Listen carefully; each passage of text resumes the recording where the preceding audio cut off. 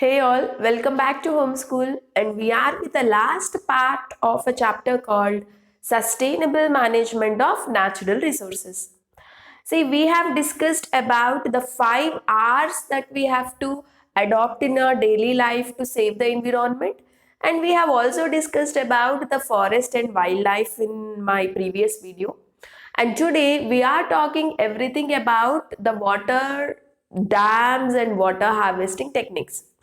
See, and in my next video, I am with the top 15 questions of this chapter, which I collected from previous year board examination papers. It is helpful for both CBSE as well as SSLC. Please do watch my next video on this chapter, which gives a maximum benefit for you. See, top 15 questions on this chapter. Clear? Fine. And coming back to the today's concept, it is water for all. See, we all know how important water is in our daily life, isn't it? See, water is a basic necessity for all terrestrial animals. What I can say? Water is a basic necessity. It is a basic necessity for all living organisms, I can say. Living organisms, right? And how do we get water on our earth? You know what? Our planet Earth is maximum covered with water. Say 97.5% of water belongs to ocean. Okay. Say it is ocean water. We cannot use that water, right? And 1.5% of the water is there in the form of glaciers. Even this water we cannot use it, and this is a ocean water, which is a salt water. Glaciers water is a fresh water. Though it is a fresh water, we cannot use it for our domestic purposes because it is in the form of glaciers, right? And remaining 0.75% of water is a groundwater, and this is a usable water, right? Say any living organism can use a groundwater that is naturally present on our earth, right? So how much is the groundwater's amount? 0.75% only, right? And as you use this water more and more, the groundwater becomes empty, right? Say, and every time the groundwater gets recharged by rainfall. Our country is mainly dependent on rainfall. Rainfall is the one that recharges the groundwater. Okay, so let us discuss about the rainfall now. In our country, the rainfall is due to monsoons. So why we are talking about rainfall? Because groundwater can be recharged. It is always recharged by rainfall, rains, right? So now in our country, that is in a country like India, monsoons govern the rainfall. I can say rainfall depends on monsoon. Can you tell me which are the months we get rains normally? It is from July to September, isn't it? So these are the 4 months where we get maximum rains, and that is when our groundwater can get recharged, right? So usually, what is the process behind the rain? Say normally from the ocean, during summer, the water from ocean would evaporate, okay, and it will evaporate, it will get condensed there, and it will stay as clouds, right? And after summer you have a wind season, right? So those winds would move the clouds to the terrestrial area. Wherever plants vegetation is higher, to that area the clouds would move, okay? And due to the precipitation, due to the precipitation, the rainwood starts coming out from clouds. The rainwood starts coming out from the clouds, and that is how you get a rainfall. Okay, say from the ocean the water evaporates during summer, right, and it gets condensed in the form of a cloud. That water is staying in the form of a cloud, and breeze or wind brings the clouds to the area where there is lots of vegetation. I mean, where there is lots of biodiversity, or where there is lots of plants. So there happens a precipitation in the cloud, and so that cloud which has got a water vapor, no, that falls in the form of rain. So, and whenever these rains do occur, then our groundwater gets recharged, right? So this is how the rainfall is the main reason for recharging a groundwater. Only if groundwater is recharged, the human life or any animals or any living organisms can sustain or can live depending on the groundwater, right? But nowadays what's happening is the groundwater level is depleting, guys. So try to understand, groundwater level is depleting in the sense it is getting decreased. Can you tell me why? The reasons are, the first reason is loss of vegetation. Loss of vegetation, or I can say loss of green cover. We are destroying the forest and so many other species. The forest or the green vegetation is very, very important for rainfall, right? So since we are destroying the forest, and finally it is affecting the level of groundwater, right? So that is one reason. And coming to the second reason, we are actually polluting. It is due to the pollution, mainly the industrial pollution in the urban areas. Pollution due to industries in urban areas, right? So this is another reason why the groundwater level is decreasing. And coming to the last reason, nowadays we have become very much greedy. I mean, from the past few centuries, man has become too much selfish. He started cultivating high water demanding crops more and more, like paddy and wheat. Sugarcane, paddy, wheat, all of them require very much high water. So people started cultivating these crops too much because of their commercial value. They get lots of money out of it, right? So maximum people have started cultivating these crops where the water requirement is very much high. So that is one of the reason why our groundwater level is decreasing. Okay, so what I can write here, cultivation of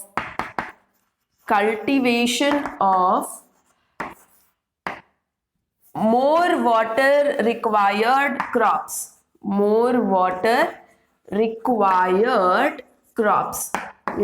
This is another reason. So many people started using more and more water from the ground. So that also led to the decreasing level of our groundwater, right? So these are the three reasons why our groundwater level is becoming decreased. So from the time when man came to know that the groundwater is getting depleted, he started inventing many water harvesting techniques. Okay, so he started conserving water, and he started constructing a small check dams where he can conserve water for later use, right? So the local people is to use very small techniques of conserving water. But when Britishers came into our country, they started introducing a bigger dams for us, which acted as a large water reservoirs, right? So now let us discuss about the dams and some water harvesting techniques which man continuously used to preserve and conserve the water. Coming to the first water conservation techniques, that is dams. which was mainly introduced by Britishers in our country. So what do you mean by a dam? Dam is nothing but large water storage unit. Large water storage unit which is built across the rivers. These dams are always built across the rivers. Across the rivers. And now can you be able to tell me what are the advantages of these dams? Why we have built this big dams in our country? The main advantages of these dams are, they provide irrigation for agriculture. First reason is they provide, irrigation. They are helpful for the irrigation for agriculture. Right? And after that, in our previous chapter, that is sources of energy, we have studied that we can generate electricity from water, right? Near the dams, the electricity generating units are also set up, right? So what is another advantage here? Generation of electricity. Generation of electricity. This is the major purpose. The building of dams will not have only one purpose. They will have a multi-purpose thing. Only then they will build the dams. Clear? So these are the two major reasons why we build a dam. And another one is, from a dam we make a canal system, right?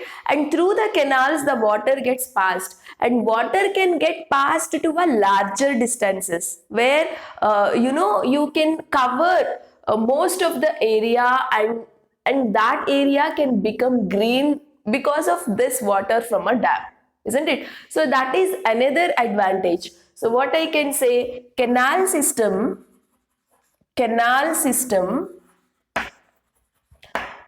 from dam provides water to a larger distances.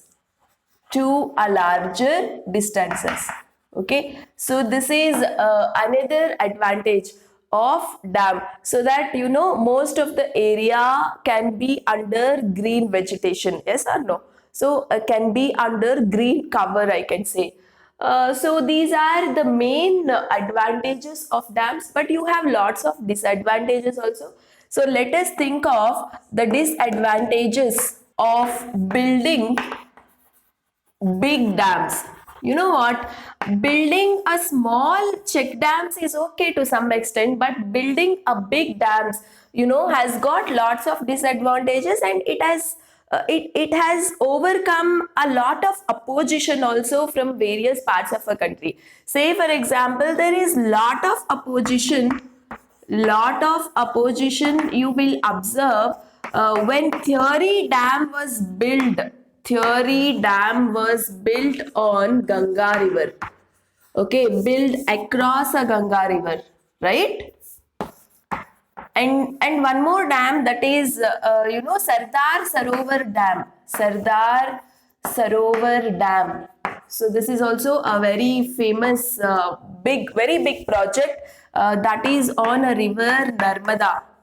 So that particular moment, you had a great opposition over building this particular dam. So why this opposition to build a bigger dams? It is because of three major problems. Opposition is due to opposition of bigger dam. Big dams is majorly due to three problems. So this is a very important question for board examination. Try to understand carefully. Say the problem number one is social problems. Okay, and second one is economical problems, and third one is environmental problems. So can you be able to tell me what do you mean by social problems here? It's very simple. Say if you want to build a dam, you require a very large area, right? Say where in that area already some people would have been staying for many years, right? So you should make them go from that area. It is not that very easy, right? When people are staying for so many years, and how would they go suddenly because of the building of dams? And if you are making them empty from that place, you have to provide a better accommodation than this, where government is failing to give accommodation for those people, government is failing to give compensation for those people. So that is what we call social problem. Okay, what we can write here is, building dams require large area where many people displace from that area without proper compensation and rehabilitation. So this problem is called as social problem, right? And coming to the economical problem, so what do you mean by economical problem? Construction of dam requires lots of money, right? See, dam is not a small unit, it's a very much big unit where it requires lots of public money, where this public money is getting wasted in a negative way during the construction of dams. Okay, so that is what we mean by economical problem. So construction of dam involves lots of public money that is getting wasted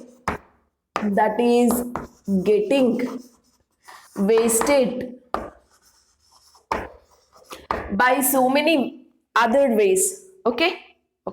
Coming to the last problem, that is environmental problem. It leads to lot of deforestation. Construction of dams leads to deforestation. Yes or no? Say before they construct a dam in that particular area, you would find lots of green vegetation. Now all of them you have to demolish. You would have lots of bigger trees, where now you have to cut all of them, right? So you are making the land a barren just to construct a dam. So that means you are destroying many trees. That is what we call deforestation. So when you do a deforestation, what happens? Ultimately, you are like destroying biodiversity in that area, right? So when you destroy the biodiversity, imbalance in the ecology takes place. Right? So it is all connected to one another, right? So these are the three major problems we will come across when we construct a bigger dams. So what are the three major problems? One is a social problems. Social problem in the sense, many people gets displaced from that place, and those people will not get proper compensation and rehabilitation. So that poverty is increased in a country, right? Fine. And next is our economical problem. That means it involves a construction of dam involves lots of money. Public money is being used, and later that is getting wasted by so many other ways, right? And last problem is environmental problem. Say you are going to destroy so many trees to construct a dam, which leads to the deforestation. Deforestation leads to destroying biodiversity. Once the biodiversity got destroyed, you will find imbalance in the ecology. So these are the major problems. And you know what? When you construct a dam, construction of a dam is all because of providing water for people, right? But equitable distribution of water is not observed here. That means all the people will not get the water to a same extent.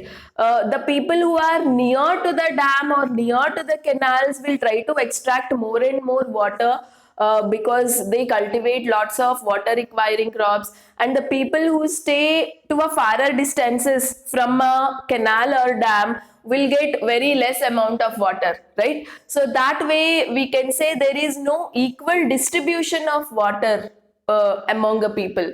So these are the various disadvantages of constructing a bigger dams. So came watershed management and small water harvesting techniques, and let us discuss what are they and how they are beneficial compared to dams. Coming to watershed management, guys, it is nothing but conservation of water, conservation of water in order to increase biomass. In order to increase biomass is called watershed management. See here, watershed. What do you mean by the shed? Shed is not something like a structure built artificially. I mean, it is not a house or it is not a shed, artificially built structure, right? Shed is nothing but collecting water into a soil or land or water bodies, you know what, imagine you have a mountain area where a village is staying.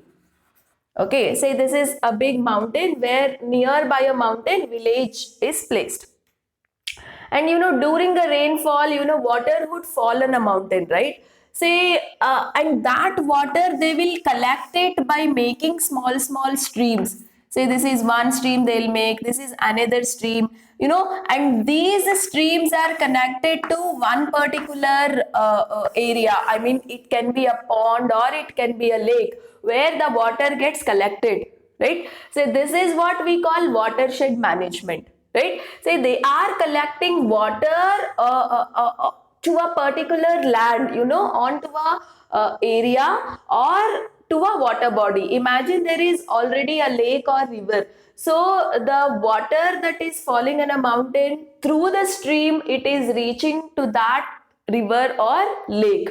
So that is what we mean by watershed management. Shedding in the sense what? It is flowing, it is moving. Where it is moving? It is moving onto a land or to a water bodies, right? So this is what we call it as watershed management. From the ancient times in our country, people have started using small water harvesting techniques. So we will now discuss about water harvesting techniques in our country especially. Okay, so what do you mean by water harvesting? Water harvesting is nothing but capturing of rainwater is called water harvesting. Rainwater can be captured by making small digs, and by making earthen pots, right? And concrete tanks, by constructing concrete tanks, etc. Right? Even at our home also we actually go for these water harvesting methods, right? So capturing of rainwater is called water harvesting techniques, and that can be done to a smaller extent in the form of these things, using earthen pots and also by constructing tanks made up of concrete, all these things. And in our country, in different states, you call them with different names.